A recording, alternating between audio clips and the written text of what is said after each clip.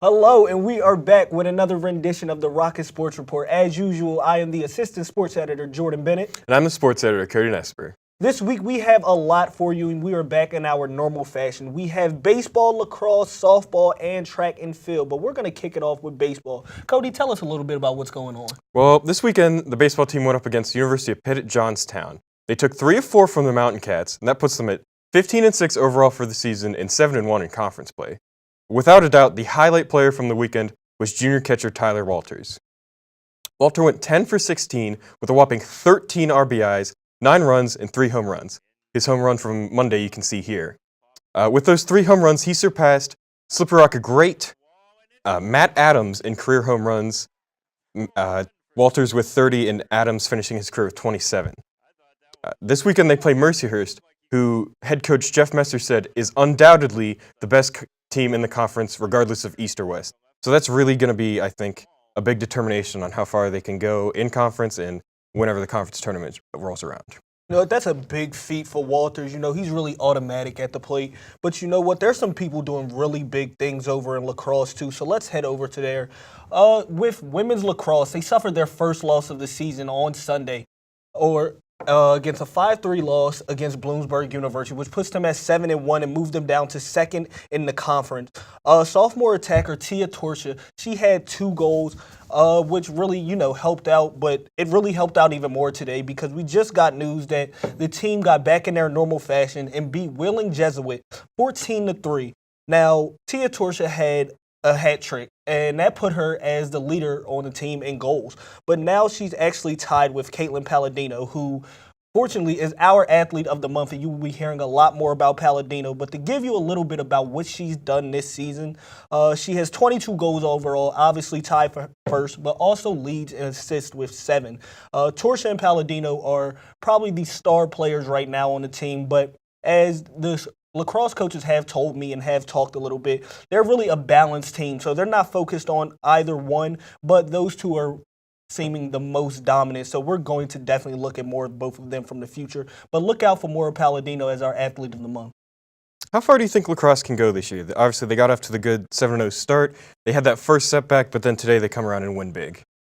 It's actually really exciting to see a program go like this. They haven't been the best. They got off to, their best start in program history, and they're continuing. They jumped back into PSAC play, really had a shaky game against Bloomsburg, but, it was a close game, so it shows that they can compete with some of the best teams, and I think the lacrosse team has a really good chance of going pretty far. Moving over to softball, they played a doubleheader against Mercyhurst this past Monday, and they split. That moves them to 7-12 overall and 1-1 in conference. Junior Emily Nagel went 4 for 7 and scored 3 runs. Senior third baseman Caitlin Baxter went 4 for 6 with a home run, and junior catcher Lauren Hawley had a big game, 4 for 7 with 4 RBIs and a run. Their offense really turned it on Monday. That earned them that split. Mercyhurst is a pretty good team. Their offense is going to have to keep picking up moving forward if they want to go pretty far. Tonight, they actually had a 2-game sweep of CalU. CalU's been one of the better programs in the past 3 or 4 years, so that was big. Big performer tonight was senior Nicole Cicilino. She plays in the outfield. She had 3 hits and 2 RBIs in the first game and then a home run in the second game. And if they're going to do anything this year, it really needs to be their offense because they have the pitching. They had the pitching last year. But offensively is where they lost people due to graduation, and that's really where they can make up the difference between some of these maybe more talented schools.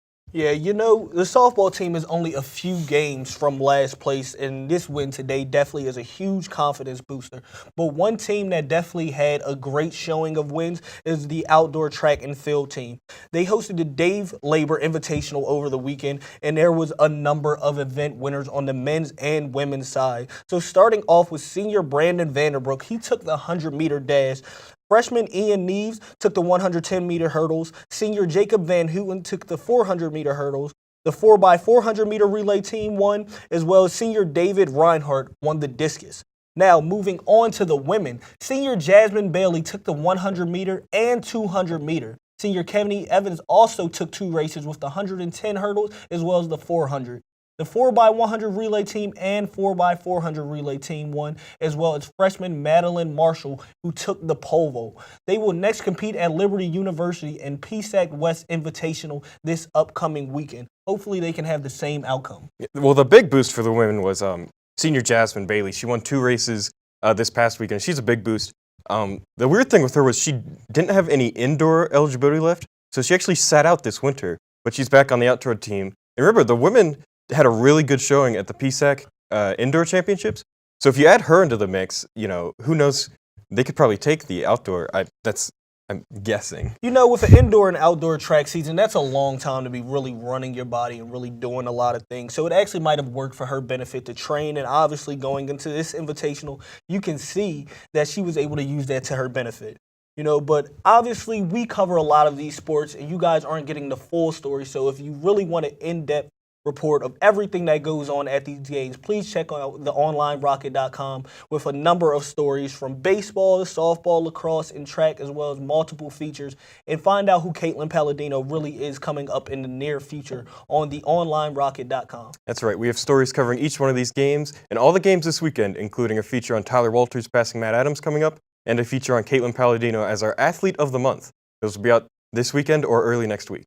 As usual, we really appreciate you guys for tuning in. We hope to see you again next week and can't wait. This is the Online Rocket Sports Report.